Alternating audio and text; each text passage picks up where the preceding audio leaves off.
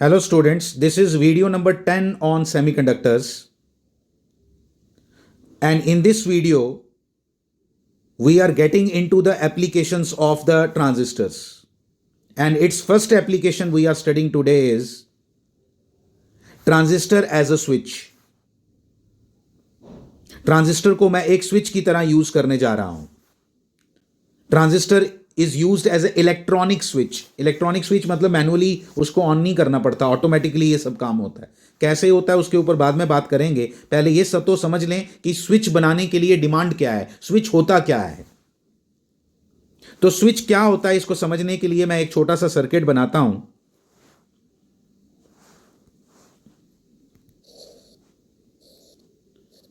ये मैं एक बेसिक सर्किट ले रहा हूं, एक बैटरी और उसका इंटरनल रेजिस्टेंस आर. उसका इंटरनल रेजिस्टेंस आर, और यहां पे मैंने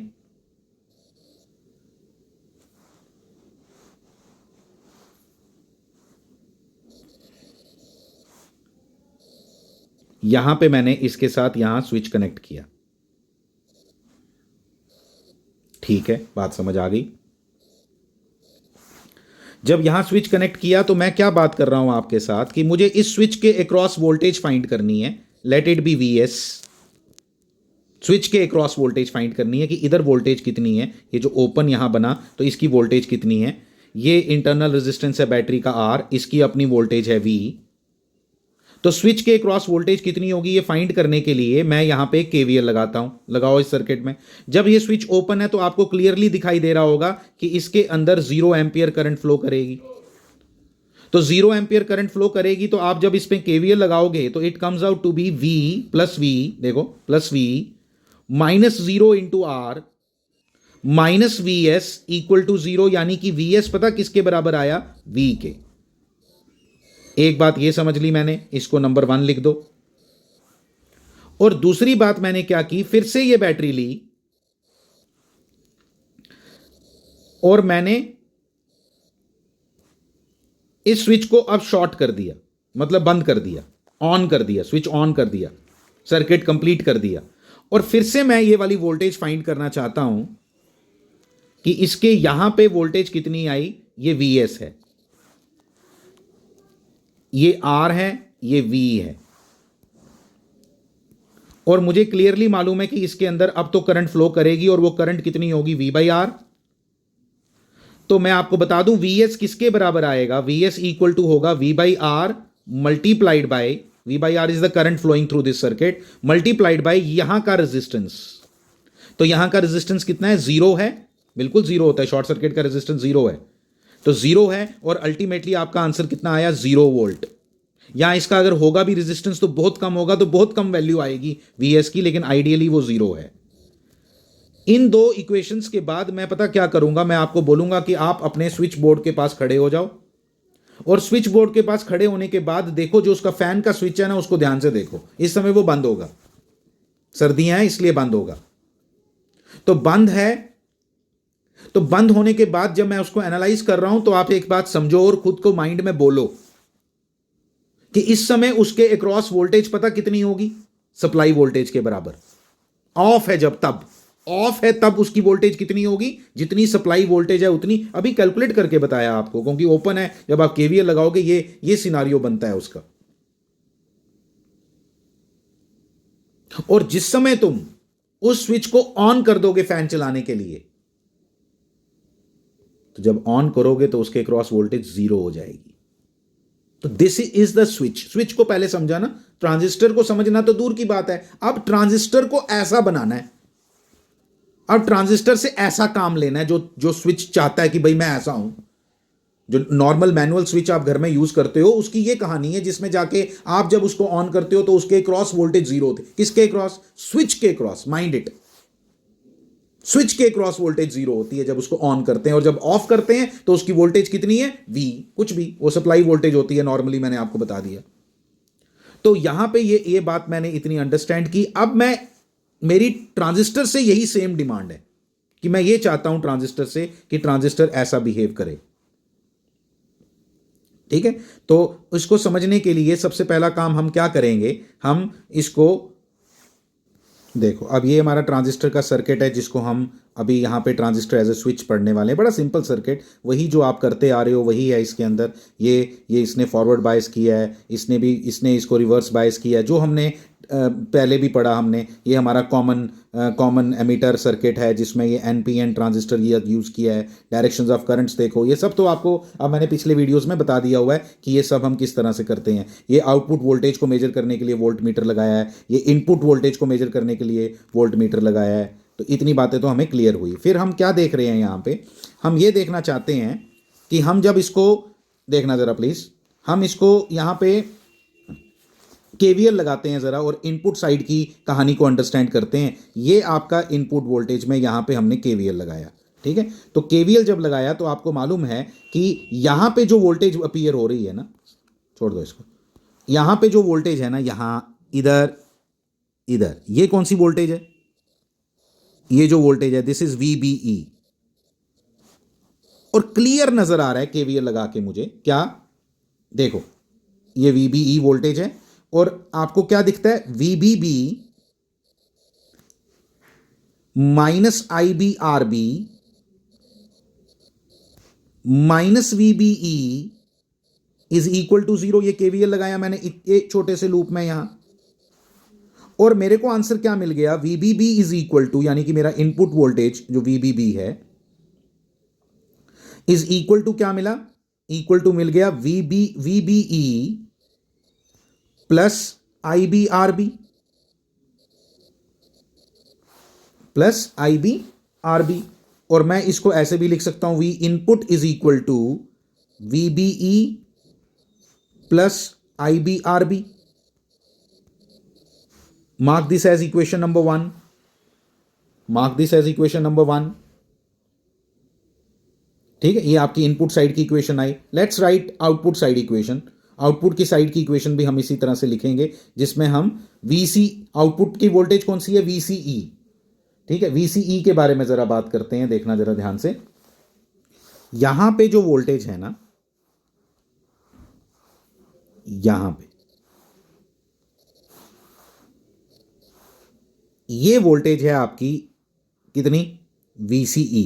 और अगर आप चेक करो ना, किसको चेक करो कि ये जो आउटपुट के लिए मेजर करने के लिए आपने क्या लगाया हुआ वोल्ट मीटर, वो किसको मेजर कर रहा है? क्या VCC को मेजर कर रहा है? नहीं, वो इसको मेजर कर रहा है। ये देखो, ये वोल्टेज को मेजर कर रहा है। ये वोल्टेज आपकी V0 मेजर कर रहा है। तो V0 की वैल्यू, यानी कि आपके VCE की वैल्यू मैं लिखूं, अगर यहां KVL लगाऊं, लगाओ, क्या बनेगा?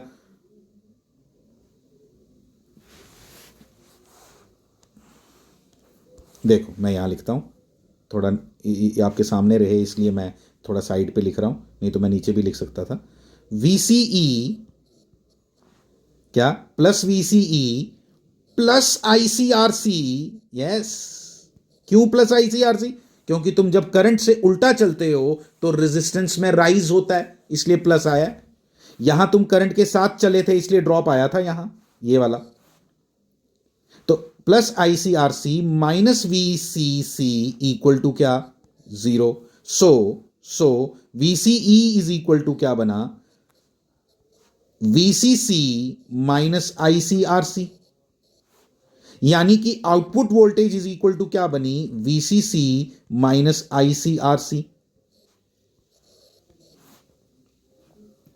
VCC माइनस ICRC,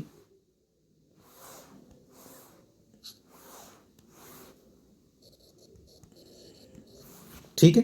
तो ये आपकी बन गई आउटपुट साइड की equation. I wrote it as number 2, ठीक है, नंबर 2। अब क्या मालूम है आपको?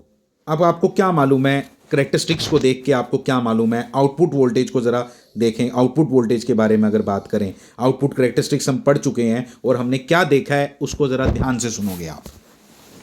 कि जिस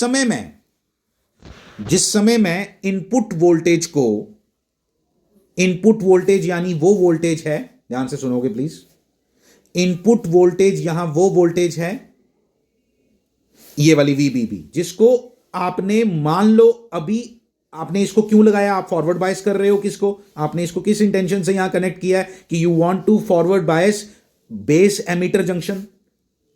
बेस एमीटर जंक्शन में करंट फ्लो करवाने के लिए, यानी कि आईबी को एग्जिस्ट करवाने के लिए, क्योंकि आईबी होगी तो आईसी बनेगी, ये बात समझो।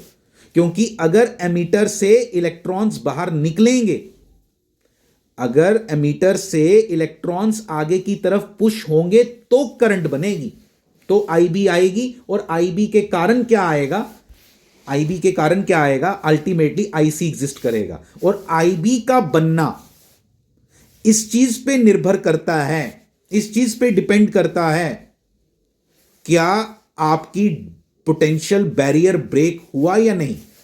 तो पोटेंशियल बैरियर को ब्रेक करने के लिए एक मिनिमम वोल्टेज चाहिए होती है, इनपुट वोल्टेज एक मिनिमम चाहिए होती है। उस वोल्टेज से नीचे नीचे, मान लो वो बैरियर पोटेंशियल है 0.7 वोल्ट, तो 0.7 वोल्ट से नीचे नीचे आईसी करंट जीरो होगी। और आईसी करंट के जीरो होने के कारण, मैं तो चाहूंगा कि आप इसको 2 बार सुन लो, वो मैं बातें बोल रहा हूं। आईसी करंट के जीरो होने के कारण आपकी आउटपुट वोल्टेज इक्वल टू आएगी वीसीसी। देख लो। और ये इस समय मैं मानूंगा स्विच की तरह इसने बिहेव करा। अभी स्विच में देखो पहली कंडीशन क्या थी, वोल्टेज काफी ज्यादा मिलती है, ठीक है। तो स्विच के वी नॉट इक्वल टू क्या मिला, वीसीसी। स्विच इज, क्योंकि इस वोल्टेज से, देखो स्विच की तरह बिहेव कराने का मतलब है 2 स्टेट्स होनी चाहिए, वोल्टेज काफी ज्यादा और वोल्टेज लगभग जीरो, वोल्टेज काफी ज्यादा और वोल्टेज काफी कम, ऐसे मान लो आप, ठीक है। स्विच की 2 कंडीशंस हैं, 2 स्टेट्स हैं, एक हाई कंडीशन एक लो कंडीशन। तो जब आपकी वोल्टेज इतनी होगी वीसीसी के बराबर, तो switch is in of condition.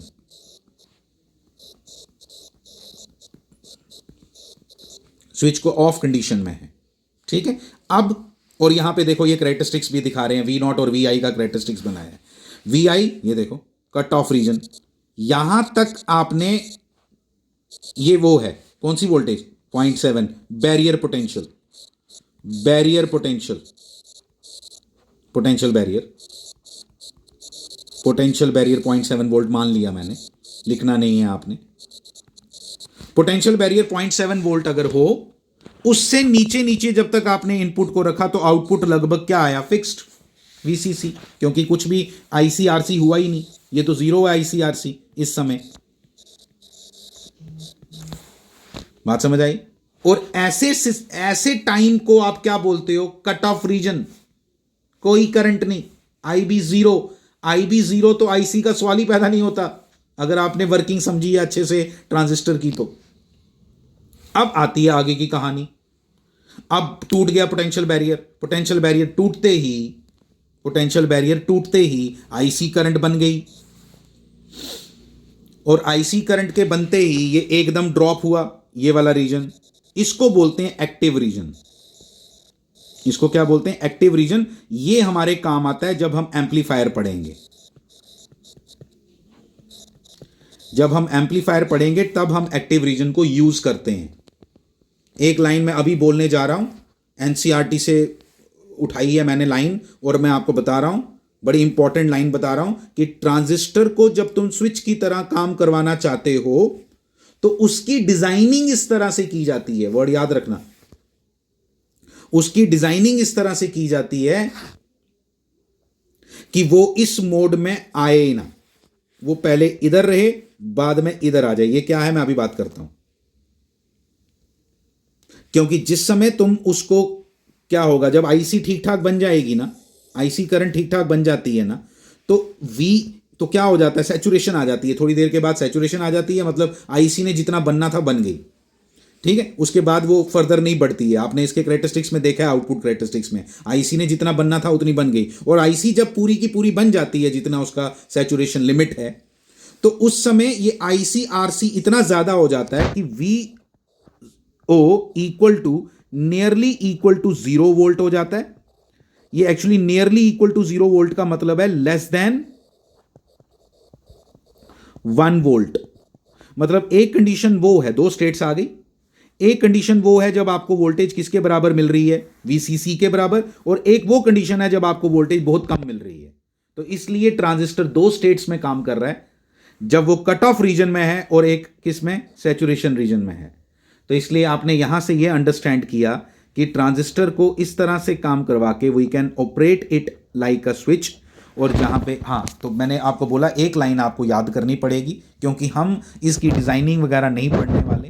इसके अंदर, इस टॉपिक के अंदर बेसिकली एक छोटी सी लिमिटेशन है कि हमने बहुत ज़्यादा डिटेल्स में नहीं जाना है, ठीक है। लेकिन ये जितनी दे भी रहे हैं आपको डिटेल्स मेरे अकॉर्डिंग, ठीक है, this is more than enough for you to understand all this. This is a comparatively tough topic to understand this. Transistor as a switch कैसे काम किया, जितना मैंने बोला है, this is more than enough आपके लिखने के लिए। जिसमें अगर आपको पर्टिकुलरली बात करूं कि आप एग्जाम में क्या लिखोगे, तो आपने एग्जाम में बस मैंने जितना आपको बताया, अगर आप इसको पेन डाउन कर सको, क्या वन, ये डायग्राम, ये आपकी डायग्राम, ठीक है, ये आपके पास एक तो फर्स्ट ये आपकी डायग्राम बननी चाहिए, फिर उसके बाद एक डायग्राम ये होनी चाहिए, क्योंकि हमें थोड़ा इतनी जितनी कहानी मैंने आपको सुनाई इतनी थोड़ा लिखोगे, ठीक है। उसके बाद आपने ये दो इक्वेशंस मैंने VI और VO की लिखी और बताया आपको कि ये कैसे दो कंडीशंस में काम करता है। बस ज़्यादा से ज़्यादा 5-7 लाइंस, क्योंकि ये 3 नंबर का क्वेश्चन है, ट्रांजिस्टर एज अ स्विच, ठीक है, इसको काम करना। क्योंकि अगर ये 5 नंबर का बना भी तो फिर वो ट्रांजिस्टर की वर्किंग भी इसके साथ ही पूछेगा, तो फिर वो एक्सप्लेन करो, तो अल्टीमेटली ये 3 मार्क्स के लिए आपको प्रिपेयर करना है। तो जिसमें मैंने क्या बोला कि एक आपको ये ट्रांजिस्टर की डायग्राम, ये वाली सर्किट डायग्राम, ये करेक्टरिस्टिक्स जिसके अंदर ये बड़े अच्छे से लिखा हो, cut off region, active region और सैचुरेशन रीजन। सैचुरेशन रीजन वो है जिस समय IC करंट ठीक ठाक बन चुकी है। IC करंट जब ठीक ठाक बन जाएगी तो VCC माइनस ICRC का आंसर जो आता है प्रैक्टिकली वो 1 वोल्ट से कम आता है। तो 1 वोल्ट से कम आने का मतलब हुआ लगभग जीरो, और लगभग जीरो मैंने आपको अभी समझाया कि जब आउटपुट वोल्टेज लगभग जीरो होती है तो वो ऑन कंडीशन मानी जाती है एक स्विच की। आप तो इसलिए हमने ऑफ कंडीशन और ऑन कंडीशन देखी। हमने देखा कि ट्रांजिस्टर का आउटपुट जो आ रहा है, आप ऐसा बोल सकते हो, ट्रांजिस्टर का output in cut off region कितना आता है, VCC के बराबर, और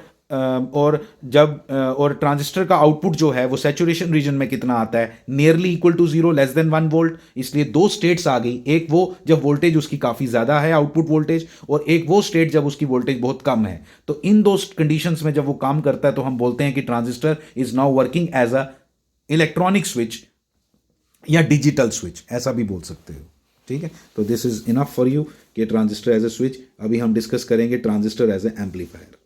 ये जो लाइन लिखी हुई है जिसके बारे में मैं बात कर रहा था स्विचिंग सर्किट्स को लेके, वो ये लाइन है जो आपने लिखनी है, आपने पेपर में ज़रूरी लिखनी है, ठीक है। क्या the switching circuits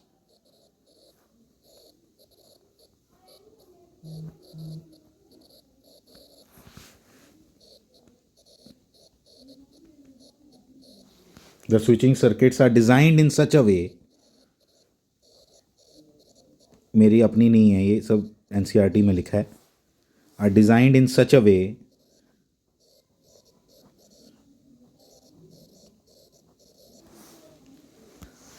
that the transistor that the